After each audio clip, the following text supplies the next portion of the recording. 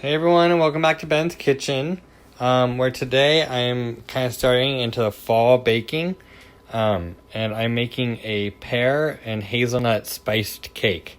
And this is the first step. I'm just poaching some pears that I got from my mom's tree. She has a pear tree now, which is really cool. And in here is white wine, water, vanilla extract, cinnamon, and butter and brown sugar. And I'm just going to poach these, bring it to a boil, and simmer them for about 25 minutes. Yeah, that's just the first step. So I'll show you when these are all done. Cool. Bye. So it's been about 25 minutes, a little less. And these are all now tender. And they've just poached. So now I'm going to take them out of here and put them in this bowl and cover the bowl. Just so that they don't dry out. And then I'm going to cook this liquid until it becomes like a syrup, like a light syrup. And then I'm going to pour that back over the pears. So yeah, it should be good. So now the pears are in that bowl and they're just covered. And now here it is, the poaching liquid. So now I'm just going to put that on to medium high. And you may be wondering, like, what does this liquid and what do these pears and what does all of this have to do with cake? So basically, some of these pears are going to be decoration on top of the cake, and then the rest of them I'm actually going to use to puree, and that's going to be a large amount of the wet ingredients in the cake. Makes for really moist and nicely crumbed cake. And then this, once it goes down, it's used to kind of coat the pears, and also it's used as a topping. I'll add chocolate to it, and that's kind of used as like a chocolate sauce on top of the cake, which is really, really good. Last time I made this about a year ago, I actually burnt this stuff, and so I made a spice caramel. That was good, but I want to do it the right way this year. So yeah, thanks for watching.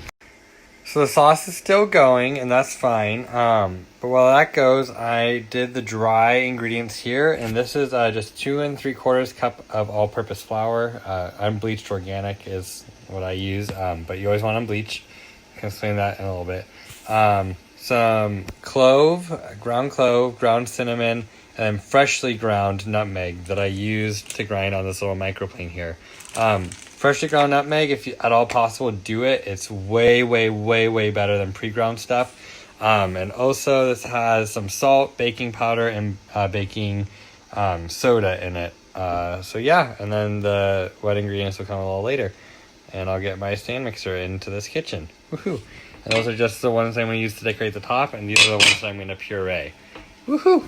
And there's the sauce. It's reduced a little bit. It still has a little bit of ways to go. It needs to be at about 1/4 cup or a 1/2 cup of sauce. So, woo!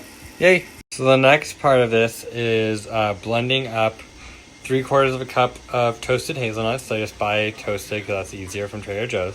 And a 1/2 cup of the dry mix that I showed you earlier. And I'm just going to toast these into a fine crumb and then add it all back into the dry mix here. And then I have a whole 1/4 cup left that's just going to use to top the cake. So yeah, I'll blend that up and I'll show you when it's all done. So here's all the hazelnut mixture. As you can see, it's like a fine crumb. And we add in that dry mix just to make sure that we don't accidentally put this into a hazelnut butter. That's not what we want. So yeah, I'll just add this back into the dry mix. Whew! It smells really good. It kind of smells like Nutella without the chocolate. So I guess like hazelnuts.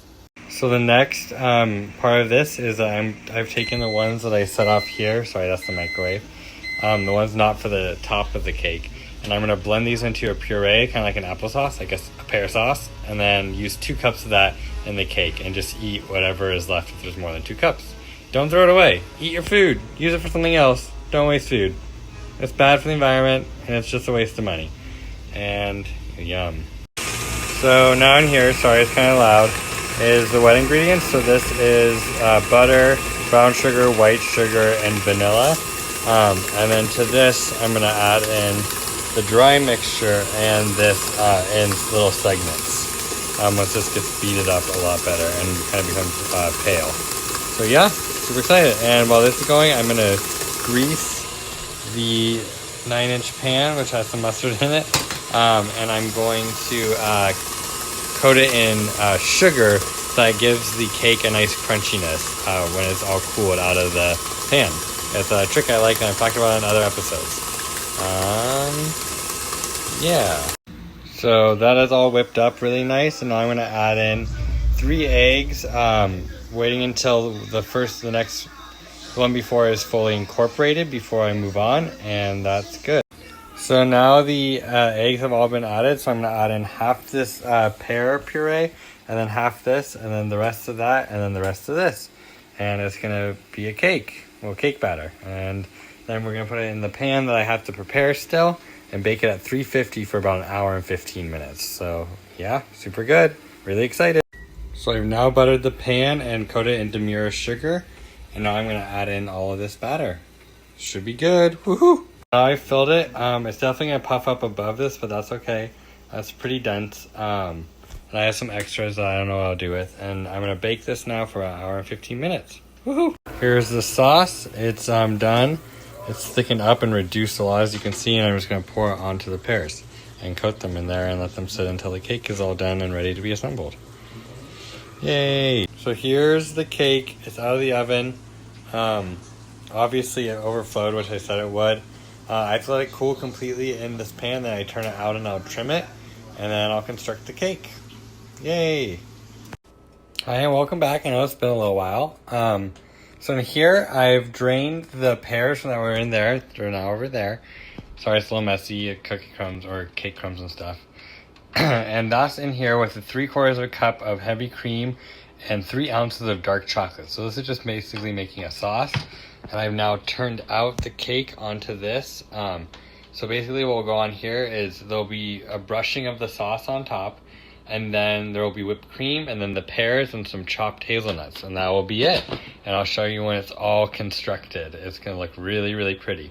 But thanks for watching this. I know it's kind of been a long thing, but it's like a good way to get back into fall. I'm excited. This should taste really, really good. I wish you could taste it, but you can't. Sorry. I guess you can make it yourself. It's not Epicurious. So I've now put that in the fridge, and it just has to cool until it's lukewarm or room temperature before I can start to use it. So once this is almost cool, I'll whip up the whipped cream and I'll start construction on the cake. Yay! So the sauce is just about cooled, and so in here I'm making the whipped cream, and so I just have 1 1/4 cups of heavy whipping cream because I already used 3/4 cups. I have some powdered sugar, a little bit of salt, and a little bit of vanilla extract. I'm going to whip this to medium stiff peaks, and then I'm going to assemble the cake. I'm really excited. Woohoo! Also, it's been brought to my attention that I end most of these videos by saying, woohoo! I apologize. It's probably pretty weird. But you know what? Just be yourself, folks. You only live one life. This has been Life Advice by Ben's Kitchen. Thank you. So that's going. I have the cake here and I have the sauce, and I'm just going to brush with this some of the sauce onto here, and that's just going to make the cake even more moist and have more of this flavor imparted into it. So that's really good. It won't really look that much different, so it'll just be that much different. It'll just be a little darker. So I've now brushed it on. You can kind of see it. And I have the whipped cream here. So I'm going to put the whipped cream on, and then I'm going to put the pears on and these hazelnuts and drizzle some of the sauce onto the pears, and I'll show you how it finally looks. Woohoo! I'm so ready. Yay! Well, here it is, folks. The final product. The pear hazelnut cake. Spice cake. It tastes like fall to me. I guess it looks like fall. I haven't tasted it yet. But look at that. With all the hazelnuts, whipped cream, the cake, the pears, the chocolate sauce. I can't wait to eat this later. Yeah, this actually lasts for like 2 days in the fridge. Oh no! Pear down! Pear down! Okay, that's alright. Yum. Alright, thanks for watching this episode of Ben's Kitchen, folks. Tune in next time for who knows what I'll make. Bye!